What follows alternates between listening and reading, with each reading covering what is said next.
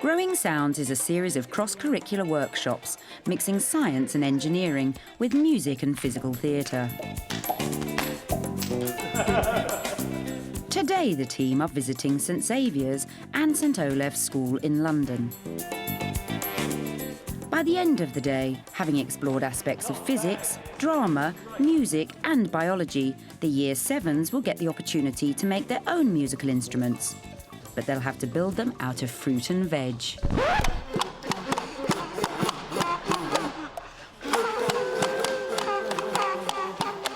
First, the students are going to need to understand a little about the physics of sound and how it travels. So Steve begins with a demonstration of waves, starting with one which everyone knows. Do you know how to do a Mexican wave? Let's start with you. Go, go, go, go, go, good. Now faster, much faster, much, much faster. Faster still, much, much, much faster. Faster, faster, faster, quick, quick, quick, quick, quick, quick, quick. That's a special kind of wave called a transverse wave, okay? Because it's going up and down. Just like the sort of waves that we see in the sea, that's different to sound waves because sound waves are a pressure wave. And they don't go up and down like that. They go backwards and forwards. I have a background in teaching science using mime and physical theatre, and so what I was trying to do then was both use those theatre techniques to break the ice, as it were, get the children warmed up, but also to get them thinking about some of the science that would then be building on throughout the day. I'm going to send a vibration around the circle. We were looking at properties of materials, we were thinking about how sound propagates, we were looking at particles and interaction between different particles. Steve also explores how sound travels through gases, liquids and solids. What I'm going to do is I'm going to send the same sound wave, the same vibration through the solid now. Let's have a look. You ready for this? Straight elbows. Brilliant. Okay. Oh, I don't know if you noticed, but it went dum dum dum dum dum dum dum dum. We got to here, and then it went dum dum dum dum dum dum. We got an echo. That was brilliant. Let's see if we can do it this way. We're trying to get as much acoustics and physical science into the work and get them going so that they're ready for the next session. Okay, fantastic. Now, did that vibration travel faster or slower than when we were doing it walking around as a gas in space? Faster, brilliant. I haven't come across a science subject that you can't explore using physical theatre. Steve's final challenge to the students is to use their own bodies to physically model the inner workings of a musical instrument. So, OK, Lucy, you've got a clarinet. Talk me through it. What are the different parts? She's the person blowing into the reeds. OK. And she flaps. Yeah. Flap. OK.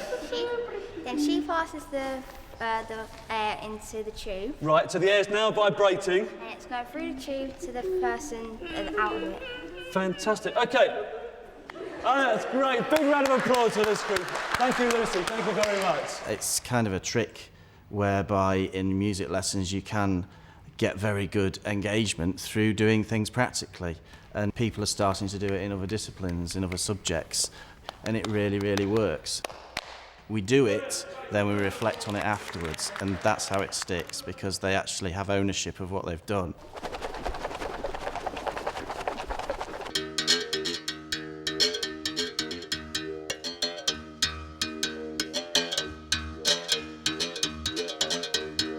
In my part of the session, obviously we're using music. Music is the key creative force there. But it's not just music, it's sharing a universal idea with the young people that rhythm is at the center of life.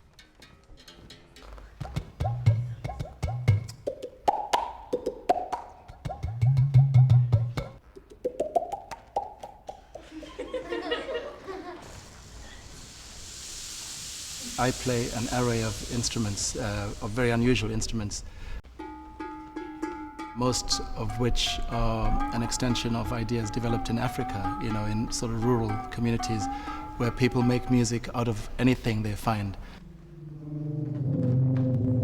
You go beyond the instrument, like why does this sound like this, you know, stuff like scooping a calabash out, a gourd out and cutting it in half, and, you know, it sounds like a drum.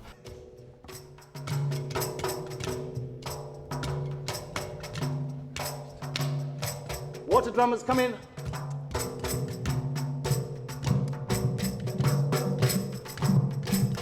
Shakers, come in. Drummers, come in. Through Eugene's introduction to a whole new world of percussion, the students are able to see how even the most unusual of objects can be used to make music.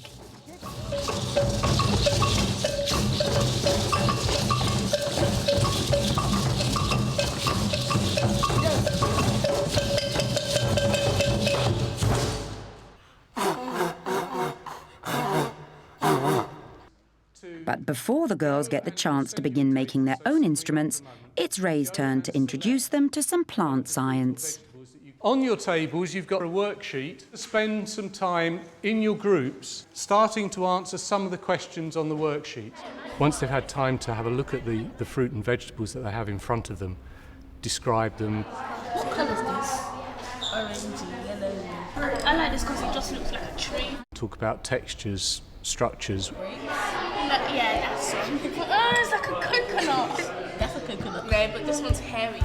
And in particular, where they think they come from and whether they think they're a fruit or a vegetable. Yo, you got the tomato. You got a big decision for your vegetable. Isn't it? I hate tomato is completely fruit. But it's red. I take it out. Then we moved on today to just revise the parts of plants and then to get into a discussion about these fruits and vegetables and where did they come from on the plant. But you think it might hang off of a tree because it's got a stalk? Yeah, like that. Okay, well that's a good reason. Yeah, you've got a reason for what you're suggesting. It's really good. And eventually trying to tease out what is a fruit, what is a vegetable. What's going on here is that we're actually using two different ways of classifying things. Yeah, the difference is with a fruit, you're saying it's a particular part of the plant. With a vegetable, you're saying that's just the way that we use it. So we can take any part of the plant, which might be a leaf, it might be a fruit, it might be the stem, it might be the root, and we cook it up, we use it as a vegetable. In the past, with a bit more time, we've gone off in the direction of talking about why plants are important to us. We've gone off in the direction of talking about genetic variation, or we've got into healthy eating. Why eat 5 fruit and vegetables a day, why different colours? So there's lots of ways that you can go with it. Finally, it's time for the girls to get those creative juices flowing. We're going to make a musical instrument out of your fruit or vegetable.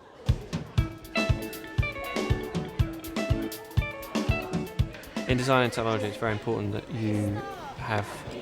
you're able to be creative and use materials imaginatively. I thought the idea of musical instruments made out of vegetables and fruit captured the kids' imaginations, and it really got them engaged and involved in the lesson.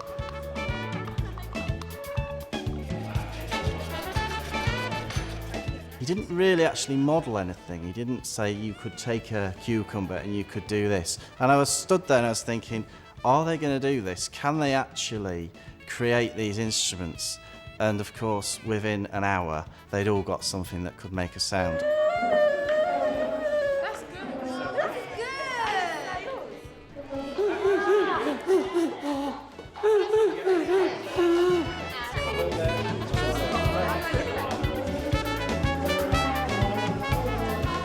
What are you doing? I'm going to make shape hollow it. I'm going to hollow it, put something in it, and then shape it. You have to blow a raspberry down it.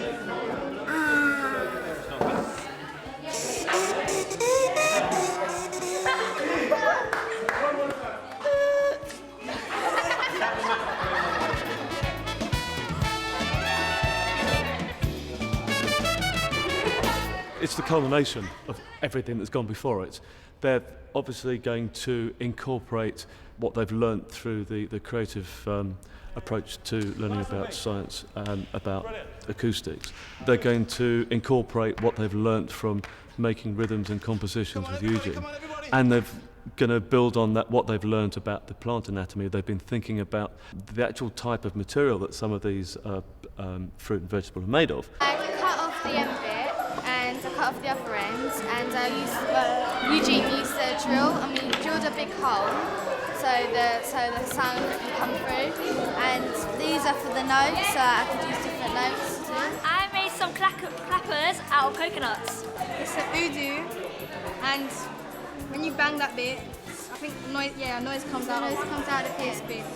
I made a blowhorn out of a cucumber, and I put grapes in to make a design, 2 different colours, and I stuffed it with a melon to make more noise.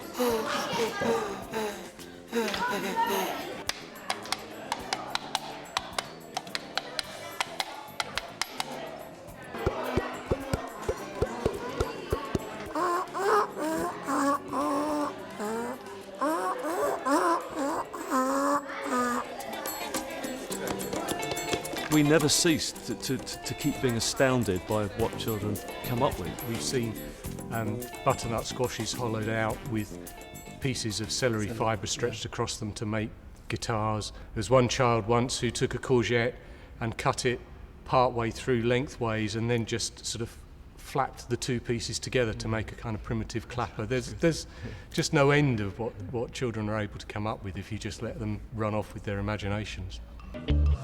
Ray, Steve and Eugene believe a large part of the success of the project lies in creating a truly cross-curricular experience. But do the girls agree? It mixed different kind of topics together, like science and music, and that was really interesting. I learned that sound and music and science are all incorporated with each other, because without science we wouldn't really have music, because it's about learning how molecules travel. My favourite part was making the instruments, because it was really creative, and you learnt that you can make instruments out of just about everything. I used to prefer music to science, but now that they merged the two together it seems more interesting and fun, and I've seen a different side of science today. I can see a few contenders there. Few contenders coming up. Yeah. Ooh. We're not treating the curriculum in a linear fashion. But, in fact, if you mapped out all the curriculum attainment targets that we covered over the day, we've covered an enormous amount. And I think that's what's most important, because actually teaching this creatively saves time.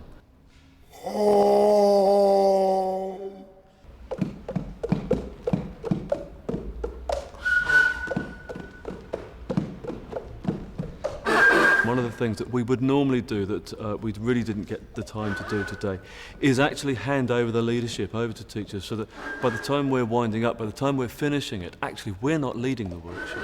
We're allowing the teachers to take it away from us, because that is one of the main aims, is to say, look, you can do this. This is not something that has to be done exactly the way that we do it.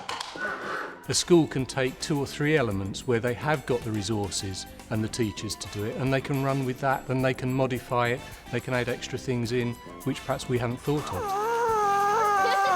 Brilliant. To play a broccoli trumpet is a soul-enriching experience, to be honest, which I think will stay with me forever, and I shall treasure that moment. Thank you.